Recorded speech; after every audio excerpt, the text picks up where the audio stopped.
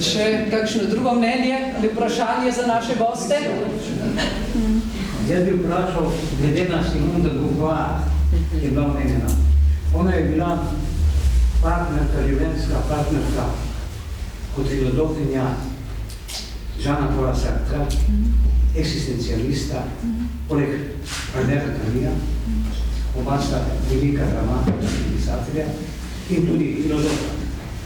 Namreč vprašanje Simone de Beauvoir, jaz sem skoraj sam njena dela prebral, je o tem, da je bila v življenju dokaj razočarana, ker je Jean-Paul Sartre imel tudi odnose zlasti z mladimi študentkami, zelo rad.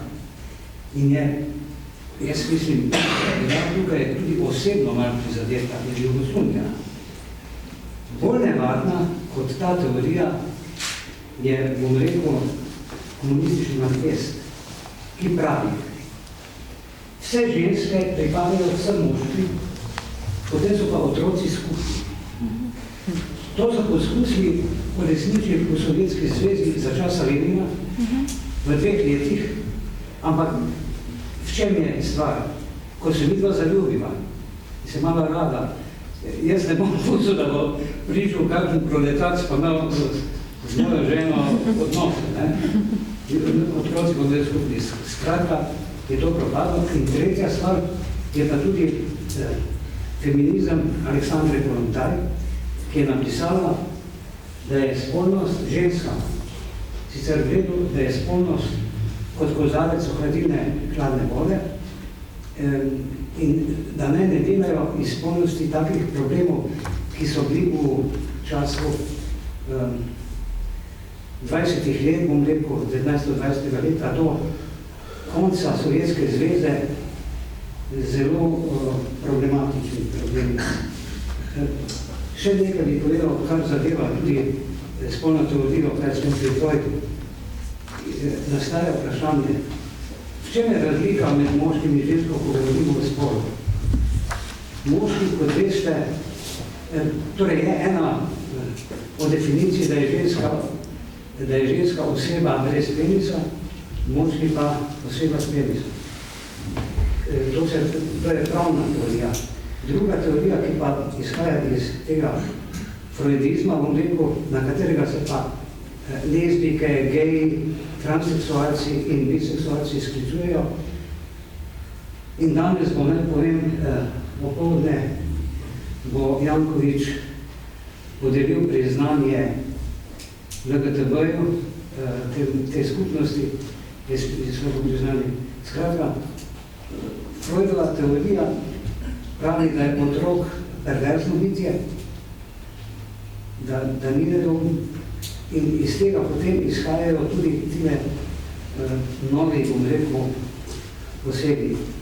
Kardinal na sinovi družini iz Afrike pa je dejal, LGTB je komunizem 21. stoletja, islamski terorizem pa je fašizem 21. stoletja. Skratka, vse, kar ste zdaj povedali in o tej knjigi, ki je čudovita, ki se je treba povedati, da gre za neko novo enoumno nasilje, ki ga Slovenci upajmo ne bomo sprejeli, ker je ne samo protinaravno, ampak tudi zakriva skrivnost našega življenja. Jaz mislim, da je naše življenje skrivnost, nihče ne more vnaprej povedati, kako se bomo odločili. Skratka, jaz vam čestitam za ta čudoviti prikaz, tudi prevajalki, kolegici Jasmini, ki je seveda prevedla to knjigo nedvomno v lep, razumljiv in seveda natančen jezik. Hvala lepa.